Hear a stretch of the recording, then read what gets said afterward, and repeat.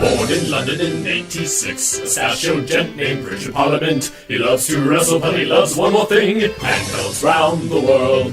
He fights in his comments and he argues with fans. It's a problem no one understands. If there's two things he loves, it's getting at handhelds round the world. Drinking fine wine, fighting fanboys, handhelds round the world.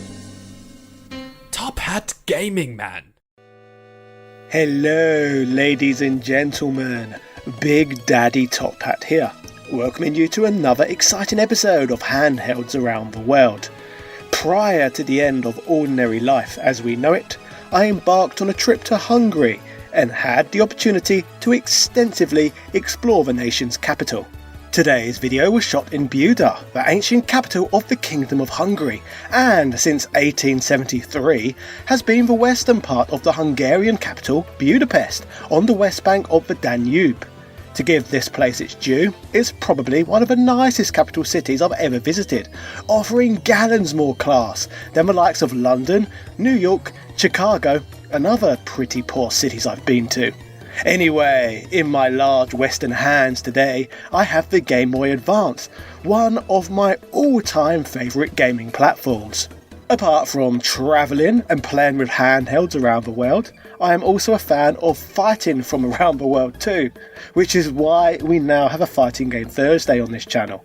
Keeping this in mind, and a little bit of cross-pollination for both shows, we are going to be looking at one of the finest fighting games for the GBA, and an often overlooked part of Street Fighter II history. To put this game's importance into perspective, this would be the first time that the classic game would receive a new iteration in many years, and this would finally revive the classic title with a brand new edition for a new generation of gamers to experience. In the 90s, every updated version of this game was debatably better than the last, so let's look at what the new millennium had in store for the greatest fighting game of all time. This, ladies and gentlemen, is the mad story of Super Street Fighter II Turbo Revival. Yeah!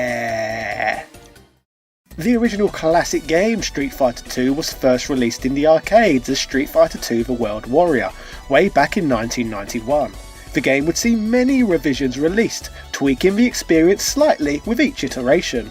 After the release of The World Warrior, arcades would get Champions Edition the following year, which allowed players to control the 4 boss characters.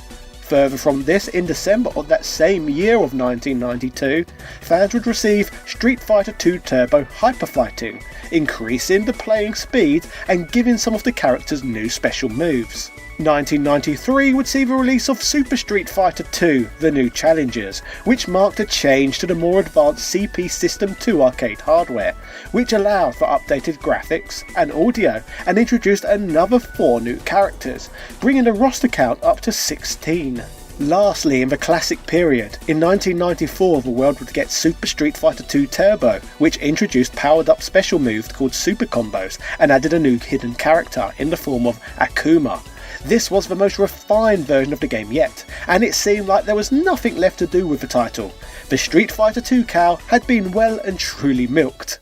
Past this point, it seemed like Street Fighter II's chapter in history was finally drawing to a close, with Capcom moving on to other Street Fighter projects, such as the Street Fighter movie games, the Street Fighter Alpha series, the Street Fighter 3 series, and the Capcom crossover fighting games, all games I have featured heavily on here before. Still though, after 7 long years, Street Fighter II would eventually get its next update, with the release of Super Street Fighter II Turbo Revival for the Game Boy Advance in 2001. The Game Boy Advance was the perfect platform for receiving ports and upgrades of older titles, due to the fact that games from the early to mid-90s were a breath of fresh air in comparison to what could be played in the living room at the time.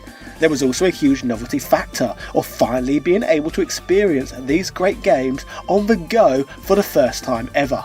Before this point in time, the best Street Fighter games consumers had on the go was through playing crude 8-bit ports of the franchise's famous titles.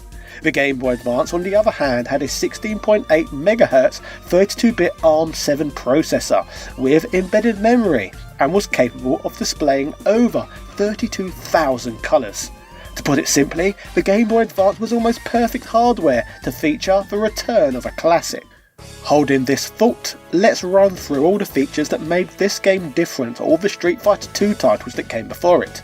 If you are familiar with the arcade and console versions that were released prior to this game, you may notice that in Revival, character artwork such as portraits on the player select screen have been redrawn specifically for this 2001 game.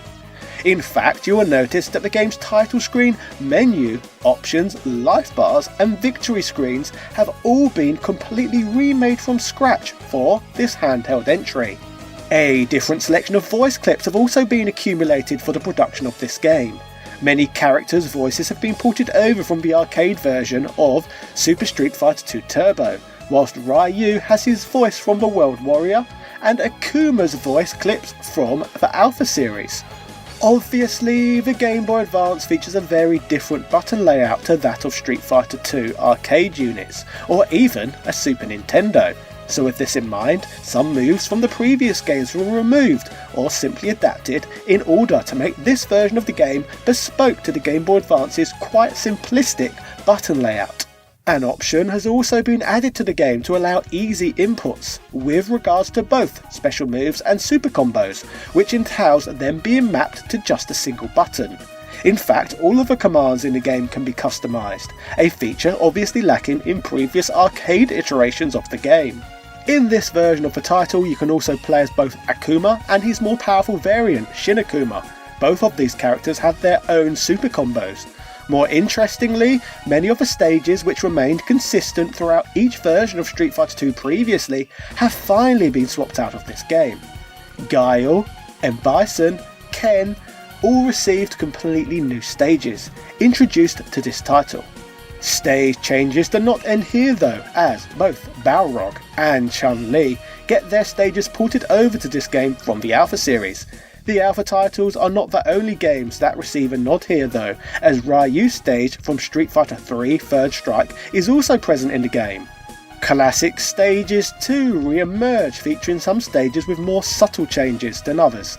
Vega's stage, for example, features the grid in the background falling from above at the beginning of the stage, whereas in previous iterations of Street Fighter II, the cage backdrop would already be in place. Vega can now also lose his claw in this version, severely weakening him against opponents. The bonus stages from older Street Fighter II titles make a return to this game, after missing out on appearances in the 1994 game Super Street Fighter II Turbo.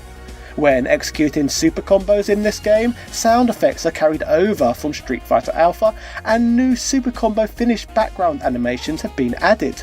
When managing to successfully complete a playthrough of this title, some of the characters' endings have been changed too from previous games, and there has also been a training mode added to the title. In order to develop this game, many assets were pulled directly from Super Street Fighter II on the Super Nintendo. However, in many cases, assets were also used from Super Street Fighter II Turbo's arcade version, since there was no version of 2 Turbo on the Super Nintendo. This can result in the odd glitch here and there. This can include characters suddenly growing in size for a moment when performing certain moves. This is due to the fact that sprites in the two versions are completely different sizes themselves. For a port of an old console and arcade game over to a handheld, the changes that have been made to Super Street Fighter II Turbo to create the Revival version are quite impressively extensive, especially considering it would have been an easier cash grab to simply not bother, with the selling point being that the game offered the truest Street Fighter II experience on a handheld yet anyway. Basically, there seems to have been a lot of loving changes made that contributed more to this title than simply catering to the Game Boy Advance's memory space and button layout. When this game was released, critics were very impressed with what this game could deliver on the move. GameSpot praised the game by stating, "The arcade version of Super Street Fighter II Turbo is still an excellent game. It's aged elegantly and it's still one of the most well-designed fighting games ever made. Therefore, having a 95% perfect version of that game in the palm of your hand is by all means a startling concept." Unquestionably, Turbo Revival is a perfect choice for any Game Boy Advance owner looking for some great fighting action on the go, and for long-time fighting game fans who may not have a Game Boy Advance yet. This is the perfect reason to get one. IGN would also praise the game, concluding that Super Street Fighter 2 Turbo Revival is definitely a good game for the GBA, and it's a no-brainer as a purchase if you're itching to get a little one-on-one action in on the handheld, especially if you dig the Street Fighter 2 series as a whole. All in all, although this title may not be for everyone due to the limited button layout on the GBA, the game is an extremely interesting part of gaming history regardless, and an often forgotten and overlooked chapter in the long storied history of Street Fighter 2. In this instance, the Street Fighter 2 franchise had returned from a long layoff and managed to do so offering sophistication and style. So, if you have not got round to playing this one yet, I recommend you give it a try. So, ladies and gentlemen, that was the mad story of Super Street Fighter 2 Turbo Revival, a very impressive 2001 handheld rearrangement of a classic game. I will be back this time next week with another exciting episode of Handhelds around the world. But before that, be sure to tune in to the next episode of Fighting Game Thursday, where we shall be covering Power Stone and whether or not it's a fighting game. And this Sunday, we shall be looking at Cadillacs and dinosaurs. Don't miss any of this, as during the virus, I am going to continue to entertain all of you with 3 in-depth uploads every single week. Yeah! If you enjoyed today's video, then let me know your thoughts in the comment section down below. And don't forget to like, subscribe and hit the notification bell to never miss one of my uploads.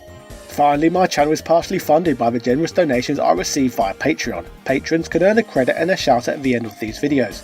These people make working full time on YouTube just that little bit less scary, so I'd like to thank all of you very much for that.